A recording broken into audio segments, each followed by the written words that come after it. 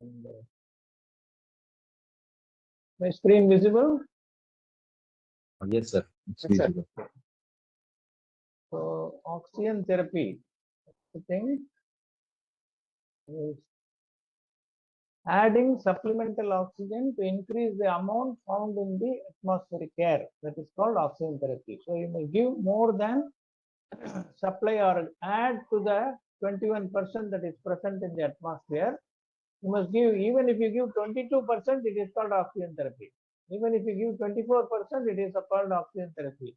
Or if you make it 100%, that is also called oxygen therapy. So the idea is it should be more than the 21% or the 20% roughly what you have in the atmospheric air. If you give by other route, you are exogenously adding this oxygen to increase the amount of inspired oxygen. That is called oxygen therapy. So the 4 questions that you have to know is what are the indications and contraindications for oxygen therapy? What is the aim of oxygen therapy? What do you want to finally achieve? What are the types of oxygen lack? What is the relationship between FiO2, PaO2, SaO2, DO2, and VO2? What are the methods of providing oxygen therapy? What are the complications of oxygen therapy? So you have to divide the answer into these categories. So first, the first subdivision, indications for oxygen therapy. The most common indication for supplemental oxygen is hypoxemia. What is the difference between hypoxia and hypoxemia? Are they both same or different?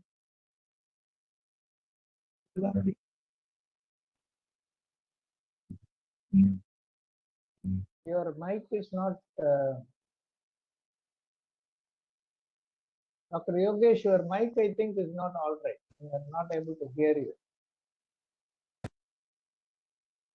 Okay, anybody else in the audience who can tell the difference? If you read this sentence itself, you can know this. Supplemental oxygen is indicated in hypoxemia, which indicates decreased levels of oxygen in the blood. If you say hypoxia, it is decreased level of oxygen at the tissue level.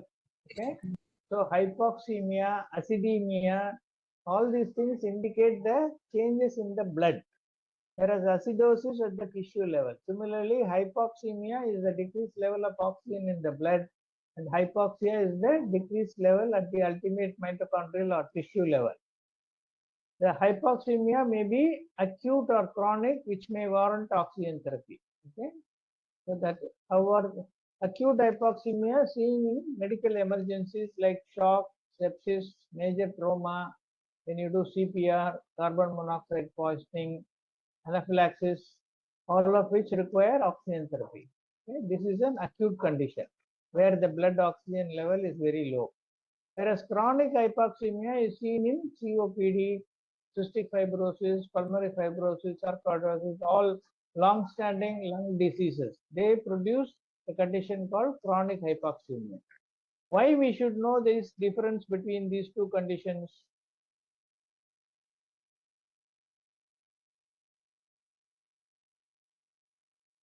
What is the difference between an acute hypoxemia and a chronic hypoxemia?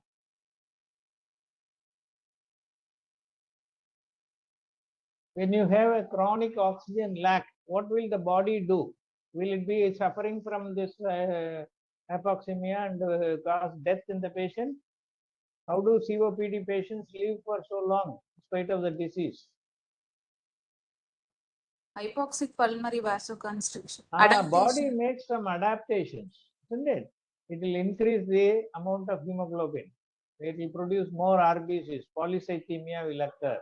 It will have more carrying capacity, and it will try to push the oxygen as much to the tissues as possible.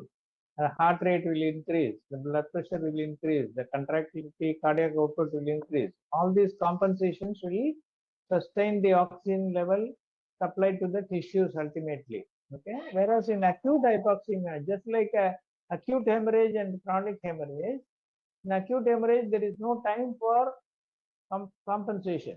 So patient will die of hypovolemia. Whereas in chronic hemorrhage, a person having a piles bleeding or a woman having a DUB, they gradually lose their blood. By the time they become anemic, there are other adaptations happening in the body. And similarly, any acute condition will have very less time for adaptations or compensations to take place. So the oxygen therapy is more vulnerable, or if you don't give it at the time, it will result in morbidity and mortality. Whereas in chronic hypoxemia, too much of oxygen will suppress the compensatory effect and will make it worse. So you have to be very careful when you give oxygen therapy in chronic hypoxemia. So that is the reason why you should first identify whether it is acute or chronic. Now, what are the contraindications of the first part itself? You have the two parts. One is indication, other is the contraindication. The contraindications for oxygen therapy are neonates exposed to high levels of oxygen. What will it produce? Retinopathy of prematurity. The vision will be affected. So neonates, we always say, don't give too high a percentage or too long a time of oxygen therapy in the neonates. That is one of the important contraindications. Next is in chronic hypercarbia. Patient with COPD, if you give too much of oxygen, they are thriving on the stimulation by the chronic hypercarbia or the increased carbon dioxide level, which is the one which is stimulating the respiratory center to maintain the oxygenation. In that situation, if you give excess oxygen or give oxygen therapy for a long time, this will abolish the CO2 stimulated respiratory drive and patient may go in for respiratory depression. So you must be very careful or even avoid giving oxygen in these patients. Then there is a drug called paraquat, which is a common herbicide poisoning. In that poisoning, if you give oxygen, it will increase the toxicity due to this poison. So like this, there are few conditions where you have to be careful in giving oxygen also. Now, what do you aim by giving oxygen? Whenever there is a lack of oxygen, it causes tissue hypoxia, resulting in anaerobic metabolism, which results in excess production of lactate and nitrogen ions, leading to metabolic acidosis. This is the most important change that will take place when there is a lack of oxygen to the tissues. So oxygen therapy aims to restore the aerobic metabolism and help to correct the acidosis that is caused by anaerobic metabolism. Now, what are the types of oxygen lack that will happen? One is type hypoxic hypoxia due to decreased FiO2, anemic hypoxia due to decreased carrying capacity, stagnant hypoxia due to impaired circulation, and histotoxic hypoxia due to decreased utilization of oxygen. The relationship between FiO2, PaO2, SaO2, CaO2, DO2, and VO2 is very important to understand how this oxygen therapy is going to help. So normally the inspired oxygen concentration, when you are inspiring simple atmospheric air which contains 21%, what should be your partial pressure of oxygen in the arterial blood? It should be between 95 to 99%. Okay, 5 times, roughly 5 times more. This is called the PaO2 FiO2 ratio. All of you would have seen that this ratio gets drastically altered in a epidemic we had or a pandemic we had 2 years ago. What is that condition? COVID-19. In COVID, we found that even if you give 100% oxygen, the PaO2 was not matching the FiO2. Normally, 21%, roughly 100%. So remember, 5 times more should be the partial pressure of arterial oxygen tension. But if this is very drastically low, we classify the severity of ARDS based on this ratio between the PaO2 and FiO2. The second is arterial oxygen content. CaO2 is arterial oxygen content. That is calculated using this formula, which is given in all the books, where you require the saturation value also.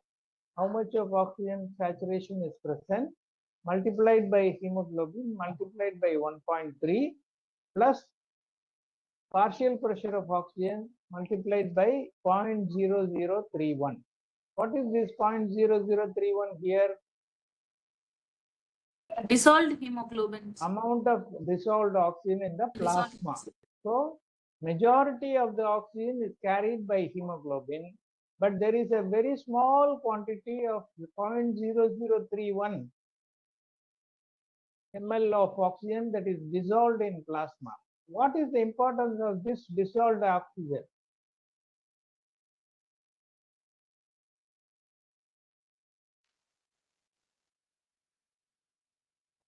Sir, when we cannot improve the PaO2 even with 100% saturation, we can increase the dissolved oxygen by giving hyperbaric oxygens.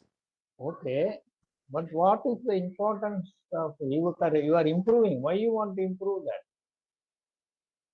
Because this is the oxygen which is going to cross the vascular endothelium and reach the cells, to reach the mitochondria. It is the pathway. Hemoglobin cannot directly drop the oxygen into the mitochondria or into the cells. First, it has to release the oxygen from its binding. It will get dissolved in the plasma, and from the plasma only it has to cross the endothelium and go to the cells. Okay, so that is why the principle of hyperbaric oxygen is to improve the or increase the quantum of dissolved oxygen, which is the first one to migrate from the vascular compartment into the tissue compartment or into the cells. Okay, so that is the importance. So if this partial pressure is low, then the amount of the ability of this dissolved oxygen to cross the vascular endothelium and reach the cells will be low. That is the reason why you must always have a adequate arterial oxygen tension, and at the same time you must have adequate saturation for the hemoglobin to carry the maximum amount of oxygen that it can carry. So there are two segments, one bulk segment carrying all the letters. You can imagine, nowadays everybody has WhatsApp and Instagram and other things, so we don't bother about that. Earlier days we used to post the letters. Now when you post a letter in a post office, they carry all the bulk of the post and take it to the airport or to the railway station in a van, and then sort it out and then individually go and deliver at each person's home, isn't it? So the hemoglobin is like the bulk carrier. It takes all the letters, but the plasma oxygen is the individual delivery postman. It has to go and deliver it to the tissues. So for this, you have to have both the carrying capacity in the form of adequate saturation, which is indicative of the oxygen held by the hemoglobin, and adequate partial pressure of the arterial blood to make it cross and deliver to the tissues. Okay, so that is the importance of this CaO2. And DO2 means oxygen delivery, and how it is calculated, the arterial content, how much it can carry, multiplied by cardiac output into 10, which is equal to the oxygen delivery. So normally we get about 70 ml for a 1000 ml for a 70 kg person per minute. And will all the 1000 ml be utilized by the tissues? You are delivering 1000 ml for all the tissues, the total body. But will all the 1000 that is delivered to the tissues, will they be utilized?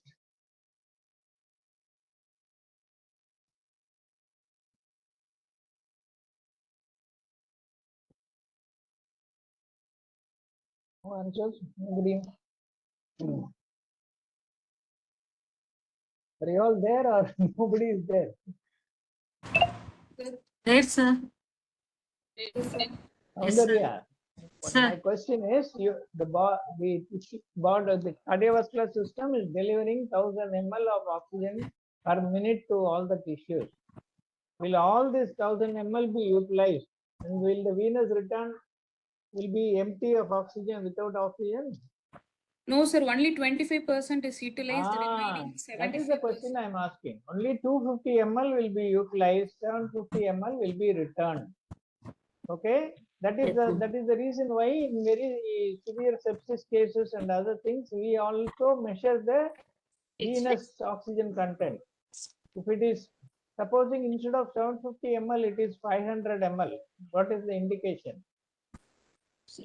There is more demand and extraction is more. Extraction is more. That means the tissues are suffering from hypoxia. They are trying to extract more from the arterial content. So that is the reason why you must know the oxygen delivery and its formula. And oxygen consumption, VO2, absolute oxygen consumption is heart rate into stroke volume minus arterial and venous oxygen difference.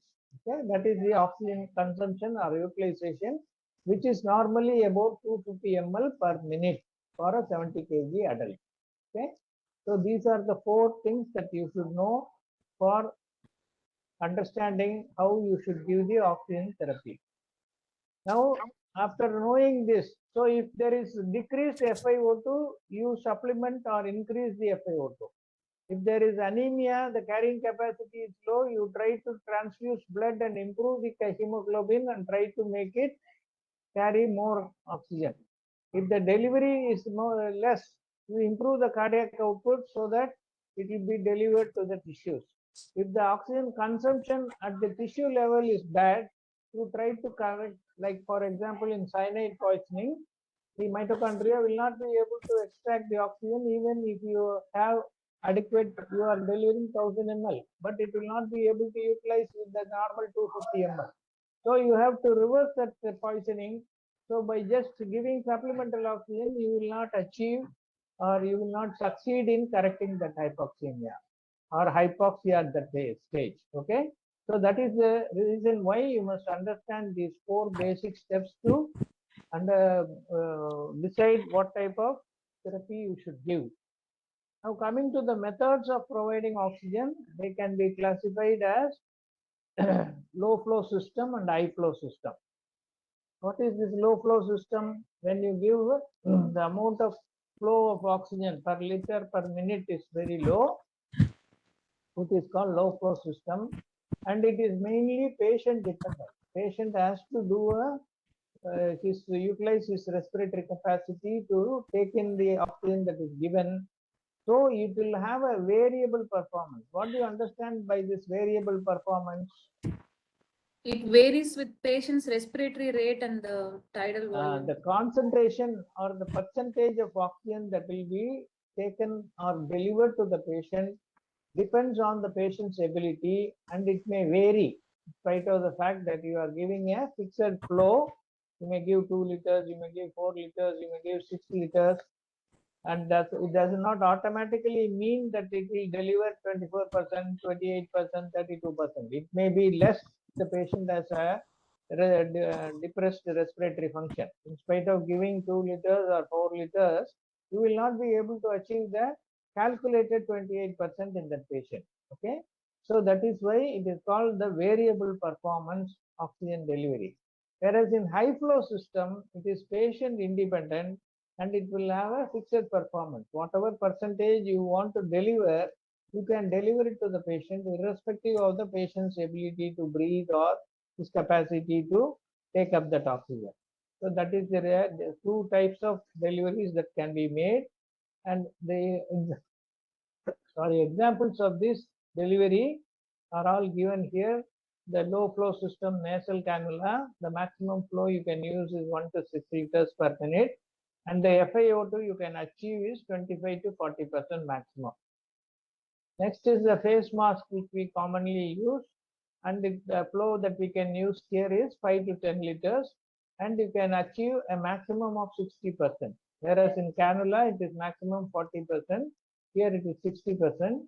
Then you have a face tent, which you can give 10 to 15 liters, and here also you can reach only a maximum of 40%. Then you have the Venturi mask, which is a high flow system. So these are all low flow systems.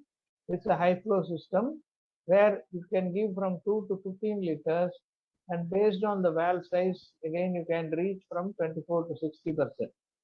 And in the non-breather rebreathing mask, you have 12 to 15 liters. Here you can achieve a higher percentage because there is always a storage here. You can achieve up to 95%. And there is a high flow nasal cannula. You can see these two cannulas which can go there where it is humidified and high flow of 60 liters per minute as can be delivered, oxygen can be delivered, and you can reach anywhere up to 100% also. So these are the two major systems, low flow and high flow, and the examples of that.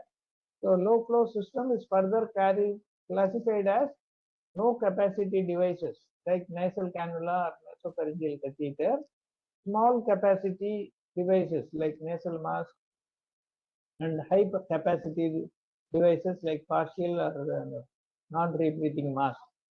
Then the high flow systems consist of venturi mask, face tent, aerosol mask, PPs, and tracheostomy collar.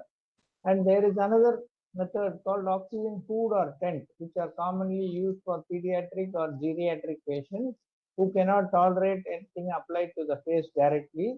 So the entire patient's upper body or head is covered in a tent-like thing or a hood where oxygen is delivered. Again, there will be a high flow and patient can receive up to 95% in these devices. So what we have talked now all are oxygen therapy at normal atmospheric pressure are also called orthobaric oxygen therapy. Now, there are certain conditions which require a hyperbaric oxygen therapy, that you have to give oxygen at a higher pressure than more than 1 atmosphere. And it will be commonly about 2 atmosphere and maximum 3 atmosphere. Beyond that, it will be very hazardous or harmful to the patient. So this is administration of 100% oxygen at more than 1 atmospheric pressure is called hyperbaric oxygen therapy. The increase is the dissolved oxygen content based on one gas law called Henry's law.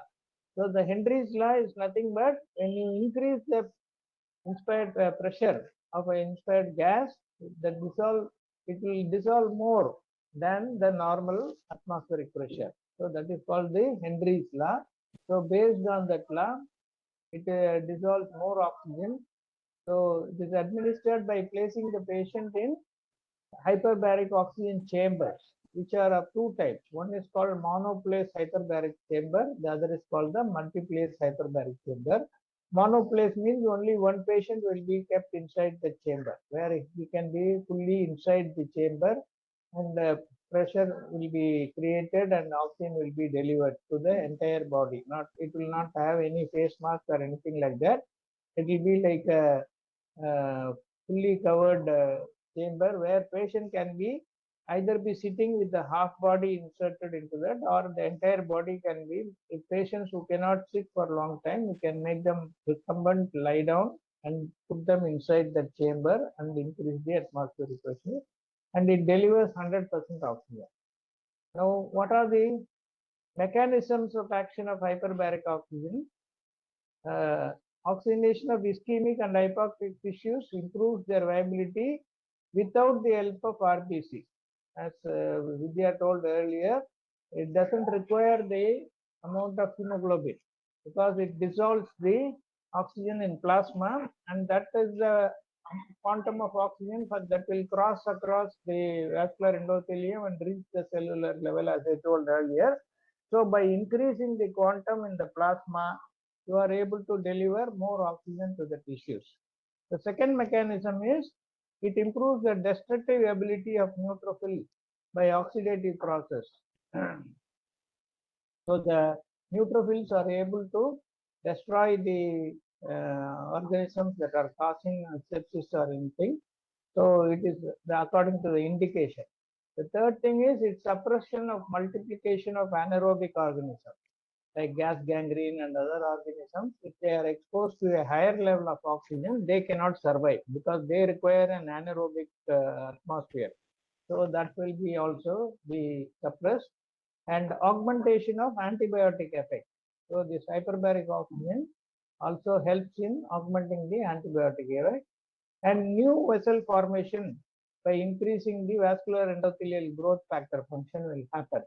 So angiogenesis. So one of the indications for hyperbaric oxygen is a chronic ulcer, especially diabetic ulcers, which are taking long time to heal. If you keep the patient in hyperbaric oxygen, it will heal faster because of these factors. So these are the 5 mechanisms by which the hyperbaric oxygen helps. Now, what are the indications for hyperbaric oxygen therapy? It can be classified into emergencies, wound healing, and infections. Emergency conditions like decompression sickness. Sea divers who go down into the depth of the sea, when they come back, they suffer from a condition called bends, where the nitrogen comes out and produces a lot of problem. That's called decompression sickness. Those patients will recover faster if they are exposed to hyperbaric oxygen. Air or gas embolism, carbon monoxide poisoning, severe carbon monoxide poisoning.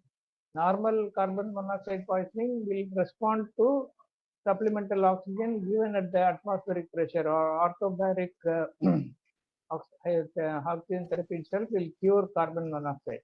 But if it is very severe poisoning, then it will recover faster if you put the patient in hyperbaric therapy. Then central retinal arterial occlusion, which is an emergency condition which can lead to blindness. That is a condition where hyperbaric oxygen can restore the vision. Similarly, crush injuries, where tissues are extensive soft tissue injuries are there, to make them survive. Otherwise, they will all die and you will have to remove all the necrotic tissues. So you can save them by giving hyperbaric therapy. Compartment syndrome, in closed fractures, you would have seen the leg becomes swollen and there is a lack of supply because of the decreased vascularity. So surgical treatment is to do what is called release of this compression by serial incisions, and in addition to that, giving hyperbaric oxygen will make the tissues survive. Coming to wound healing, traumatic wounds, thermal burns, skin grafts, radiation-induced wounds, and diabetic foot ulcers. These are all the conditions where hyperbaric oxygen will help in the wound healing. The third condition is infection, like clostridial, myonecrosis, Peyronie's gangrene, necrotizing fasciitis, refractory osteomyelitis, intracranial abscesses, mucormycosis. Where do you come across this condition? Mucormycosis. COVID. Post-COVID complication. People who have been given heavy steroid dose, we came across, especially in 23, there were 104 cases reported in Madras Medical College. They operated on 104 cases of mucormycosis. Now, after the COVID, it has come down. It is because of the heavy steroid usage and the disease process. So these are the indications for hyperbaric therapy. So hyperbaric oxygen is not at all that sweet and good. So there are some complications of this also. It can be classified into mild, moderate, and severe. The mild complications are headache and claustrophobia. When you put the patient into the chamber, even though it is quite transparent, some patient may feel claustrophobic because of the closed atmosphere. The second is the moderate, where it can cause sinus injury, eardrum injury because of high pressure and lung injury. And the severe type can be, especially if the pressure is increased to more than 3 atmospheres, it can produce convulsions or respiratory failure. So these are the complications. The contraindications for hyperbaric oxygen therapy can be again classified into absolute and relative contraindications. The absolute contraindications are untreated pneumothorax. A small pneumothorax already present in a patient who had a small bullous or emphysema. If you give hyperbaric oxygen, it will become a tension pneumothorax and patient may have a very severe cardiovascular instability and go for a requirement of immediate drainage of the pneumothorax and all those things. Then cisplatin therapy can worsen the patient's condition. Similarly, disulfiram therapy. This also can cause the damage to the lung and other things. So these are the absolute contraindications for hyperbaric oxygen. Whereas relative, if there is a history of spontaneous pneumothorax in a patient with emphysema or bulla, then that patient should not be given hyperbaric. Or recent thoracic surgery where you have done open thoracotomy, you should not give hyperbaric oxygen because the lung will have a tight expansion. And for respiratory tract infection, COPD, emphysema, all these patients are not fit for hyperbaric oxygen therapy. Similarly, patients known with a history of epilepsy or pregnancy, they are also not the candidates for hyperbaric oxygen therapy. Now, after the oxygen therapy, you must write something about the oxygen toxicity due to excess oxygen therapy. So, too much of anything is bad. So, too much of oxygen is also bad. So, how it causes toxicity is you don't have to write too much in detail because oxygen toxicity by itself is a separate question. So, when you are asked about oxygen therapy, a passing mention of the mechanism, how it can cause toxicity, and a few words about what is the safe limit of oxygen will be much more than enough to write in an answer for oxygen therapy. So here the mechanism is oxygen derived free radicals have been proposed as the cause for the oxygen toxicity.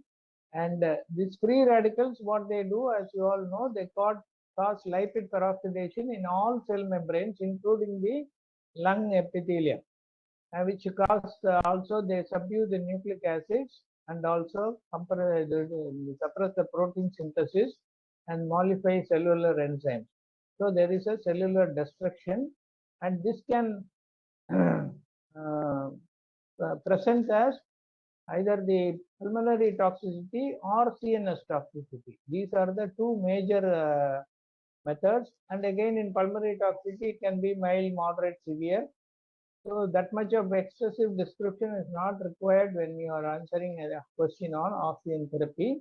So you can just make a passing mention. And the safe level of oxygen, 100% oxygen you can give for 6 hours, 80% oxygen for 12 hours, 60% oxygen for 24 hours, and 50% oxygen for any amount of time. So this is the time limit which you should know. That is why whenever a patient comes to, especially trauma patients, when they come and they require mechanical ventilation, when they come in an acute hypoxia, we always initially give them 100% oxygen. Once the PaO2 and SpO2 they stabilize, then our aim should be to decrease the oxygen as early as possible so that we don't produce this oxygen toxicity. So that is the reason why 100% safe limit is 6 hours, 80% 12 hours, 60% 24 hours, and 50% for any amount of time. Okay, so this is the recommendation that has been done. So you can follow that. I'm sorry, 100% 12 hours, 80% 24 hours, 60% 36 hours, and 50% any amount of time. That is the timing. Okay. So that is about the